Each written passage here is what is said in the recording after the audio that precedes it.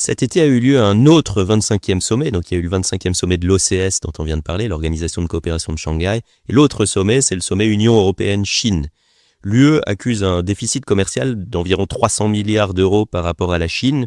Des pistes ont-elles été évoquées pour réduire ce déficit? Et j'ajoute un point dans votre contribution à Ramsès. Vous parlez, je cite, du mythe d'une offensive de charme de la Chine à l'égard de l'UE. Peut-être que vous pouvez aussi nous expliquer ça. Oui, alors sur la première question et le déficit commercial, non, il n'y a aucune piste actuellement sur la table. Je dirais que la meilleure manière de qualifier, de caractériser la relation entre l'Union européenne et la Chine actuellement, c'est un dialogue de sourds.